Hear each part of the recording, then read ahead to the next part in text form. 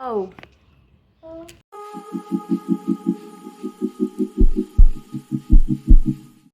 Hi friends, welcome back to my YouTube channel. ತುಂಬ break ಆದಮೇಲೆ ನಾನು ಮತ್ತೆ ನನ್ನ ಯೂಟ್ಯೂಬ್ ಚಾನಲ್ನ ಸ್ಟಾರ್ಟ್ ಮಾಡ್ತಾಯಿದ್ದೀನಿ. ಸ್ಟಾರ್ಟ್ ಮಾಡುವಾಗ ನನ್ನ ಲೈಫಲ್ಲಿ ಏನೇನಾಗಿದೆ ಅಂತ ಅಂದ್ಬಿಟ್ಟು ನಿಮಗೆ ತಿಳಿಸ್ಕೊಳ್ಳೋಣ ಅಂದ್ಬಿಟ್ಟು ಇವತ್ತು ನಾನು ನನ್ನ ಬ್ಲಾಗಿಂದ ಸ್ಟಾರ್ಟ್ ಮಾಡ್ತಾಯಿದ್ದೀನಿ. ಫಸ್ಟು ನಾನು ನನ್ನ ಮಗಳೂ ಎದ್ದಿದ್ಲು, ನಾನು ಎದ್ದೇಳೋ ಅಷ್ಟೊತ್ತಿಗೆ. ಅವಳಿಗೆ ದೇವ್ರ ಕೈಯೆಲ್ಲ ಮುಗಿಸ್ಬಿಟ್ಟು ಅವಳಿಗೊಂದು ಸ್ವಲ್ಪ ಹೊತ್ತು ಮುದ್ದಾಡ್ಬಿಟ್ಟು ನಾನು ಬೆಡ್ನ ಕ್ಲೀನ್ ಮಾಡೋಕ್ಕೆ ಸ್ಟಾರ್ಟ್ ಮಾಡಿದೆ. ನಾನು ಬೆಡ್ ಕ್ಲೀನ್ ಮಾಡೋಕ್ಕೆ ಸ್ಟಾರ್ಟ್ ಮಾಡ್ತಾ ಇದ್ದಂಗೆ ಅವಳು ತುಂಟಾಟ ಸ್ಟಾರ್ಟ್ ಆಗೋಯಿತು. ಅದಾಗ್ತಿದ್ದಂಗೆ ನಾನು ಹೋಗಿ ಮೇನ್ ಡೋರ್ನ ಓಪನ್ ಮಾಡಿ ಸೂರ್ಯ ದೇವನಿಗೊಂದು ನಮಸ್ಕಾರ ಹಾಕಿದೆ. ಫಸ್ಟ್ ಕಿರಣ ನನ್ನ ಮೇಲೆ ಬಿತ್ತು ಅಂತ ತುಂಬ ಖುಷಿಯಾಯಿತು. ಅದ ನಂತರ ನಮ್ಮ ಡೈಲಿ ರೂಟೀನ್ ಏನಿರುತ್ತಲ್ಲ, ಮಗುಗೆ ಫ್ರೆಶ್ ಮಾಡಬೇಕು, ಹಂಗೆ ಕಿಚನ್ ಏನಿದೆ ಏನಿಲ್ಲ ಅಂತ ನೋಡ್ಕೊಬೇಕು ಅಂತ ಹೋಗಿ ಕಿಚನ್ದು ಕಿಟಕಿನ ಓಪನ್ ಮಾಡಿಬಿಟ್ಟು ಫ್ರೆಶ್ ಏರ್ ಇನ್ ಔಟ್ ಆಗಲಿ ಅಂತ ಅಂದ್ಬಿಟ್ಟು ಬಂದೆ. ಕೈಯಲ್ಲೇ ಇರ್ತಾಳೆ ಅಂತ ಅಂದ್ಬಿಟ್ಟು ಸ್ವಲ್ಪ ಹೊತ್ತು ವಾಕರ್ಗೆ ಹಾಕೋಣ ಅಂದ್ಬಿಟ್ಟು ವಾಕರಲ್ಲಿ ಕೂತ್ಕೋತೀಯಾ ಅಂತ ಅಂದೆ. ಅವಳು ನೋ ನೋ ನೋ ಅಂತ ಇದ್ಲು ಅಂತ ಅಂದ್ಬಿಟ್ಟು ಸರಿ ವಾಕರ್ ಬೇಡ ಅಂತ ಅಂದ್ಬಿಟ್ಟು ವಾಕರ್ನ ಸೈಡಲ್ಲಿ ಹಾಕ್ಬಿಟ್ಟು ಅವಳಿಗೆ ಬ್ರಷ್ ಮಾಡೋಕ್ಕೆ ಅಂತ ಅಂದ್ಬಿಟ್ಟು ನಾನು ಅವಳನ್ನ ವಾಶ್ರೂಮಿಗೆ ಕರ್ಕೊಂಡೋದೆ. ಬ್ರಷ್ ಮಾಡೋಕ್ಕೆ ಅಂದರೆ ಅವಳಿಗೆ ಕೆಳಗಡೆ ಮಾತ್ರ 2 ಟೀತ್ ಬಂದಿದೆ. ಅದರಿಂದಾಗಿ ನಾನೇ ನನ್ನ ಫಿಂಗರ್ಸಿಂದ ಅವಳಿಗೊಂಚೂರು ಬ್ರಷ್ ಮಾಡ್ತೀನಿ ಅಷ್ಟೇನೆ.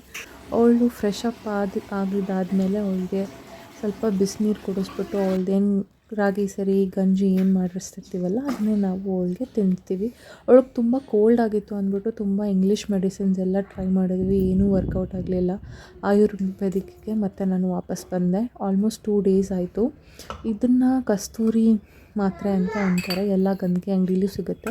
ತುಂಬ ಕೋಲ್ಡ್ ಆಗಿದ್ದು ಗಂಟಲು ಕಟ್ಟಂಗೆ ಆಗಿದ್ರೆ ಮಕ್ಕಳಿಗೆ ಇದನ್ನು ಬ್ರೆಸ್ಟ್ ಮಿಲ್ಕಲ್ಲಿ ಸ್ವಲ್ಪ ಪೌಡರ್ ಮಾಡಿಬಿಟ್ಟು ಚೆನ್ನಾಗಿ ಮಿಕ್ಸ್ ಮಾಡಿಬಿಟ್ಟು ಅದನ್ನು ಒಂದು 2-3 ಸ್ಪೂನ್ಸ್ ಕಲರ್ ಚೇಂಜ್ ಆಗೋ ಥರ ಮಿಕ್ಸ್ ಮಾಡಿಬಿಟ್ಟು ಅದನ್ನು ಮಗುಗೆ ಕೊಡಬೇಕು. ಆ್ಯಸ್ ಯೂಶ್ವಲ್ ಅವಳು ಕುಡಿಯೋಕ್ಕೆ ರೆಡಿ ಆಗಿರಲಿಲ್ಲ. ನಾನು ಫೋರ್ಸ್ ಮಾಡಿ ತುಂಬ ಕಾಮ್ ಮಾಡಿ ಅದಾದಮೇಲೆ ಅವಳು ಓಕೆ ಮಮ್ಮಮ್ಮ ಅಂತ ಅಂದ್ಕೊಂಡು ಕುಡಿಯೋಕ್ಕೆ ಸ್ಟಾರ್ಟ್ ಮಾಡಿದ್ಲು. ಅವಳು ಕುಡಿಯೋಕ್ಕೆ ಸ್ಟಾರ್ಟ್ ಮಾಡಿದ್ಲು. ಕುಡಿಸಿದ್ದಾದ್ಮೇಲೆ ನಮ್ಮದೇನು ಕಾಫಿ ಟೀ ಇರುತ್ತಲ್ವ ಬೆಳಗ್ಗೆ ಸ್ಟಾರ್ಟ್ ಮಾಡಿಕೊಂಡೆ.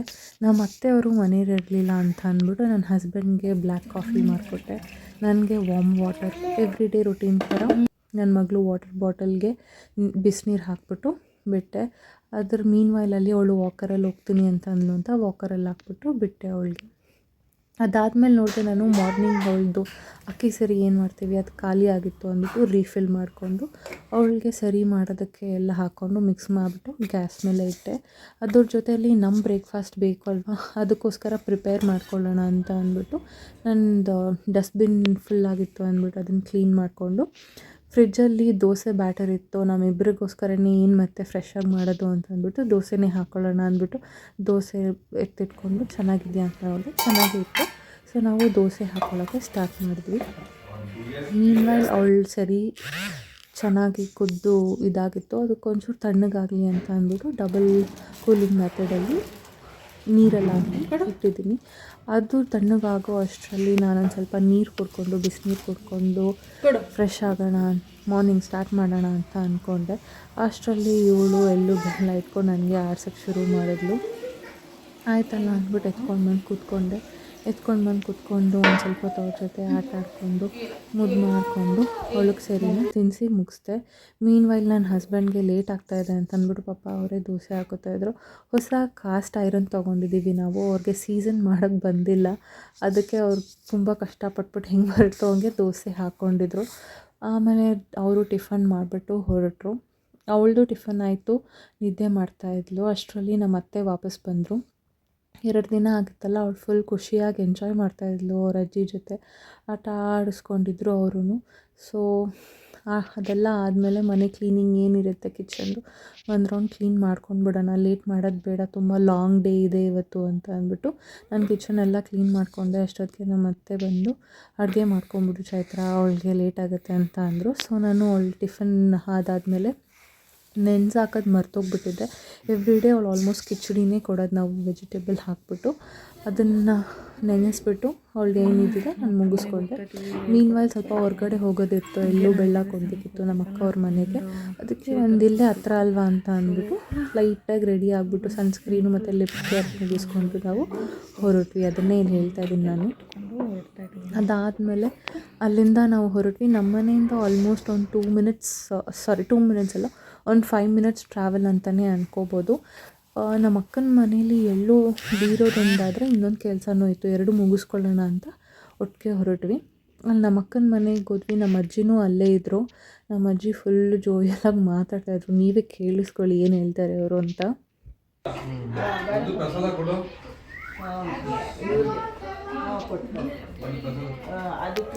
ಇದಾದಮೇಲೆ ಫುಲ್ಲು ನಮ್ಮ ಅಕ್ಕ ಬಿಡಲೇ ಇಲ್ಲ, ಊಟ ಇಲ್ಲೇ ಮಾಡ್ಕೊಂಡು ಅಂತ ಊಟಕ್ಕೆ ಮುಗಿಸಿದ್ರು.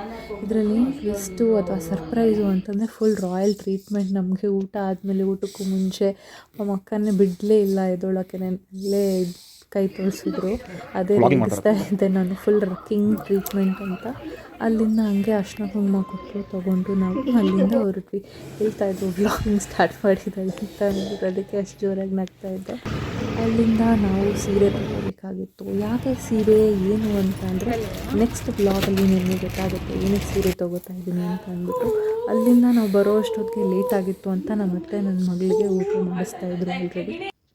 ಅದಾದಮೇಲೆ ನಾವು ಮನೇಲೇ ನನ್ನ ಮಗಳಿಗೆ ಫೋಟೋಶೂಟ್ ಮಾಡಿಸ್ಬೇಕು ಅಂತ ಅಂದ್ಕೊಂಡು ಮಾಡಿಸ್ತಾಯಿದ್ದೀವಿ. ಯಾರೂ ಬರ್ತಾಯಿಲ್ಲ ಫೋಟೋಶೂಟ್ ಮಾಡೋಕ್ಕೆ, ನಾನೇ ಅವಳಿಗೆ ಫೋಟೋಸ್ ತೆಗಿತಾ ಇರೋದು.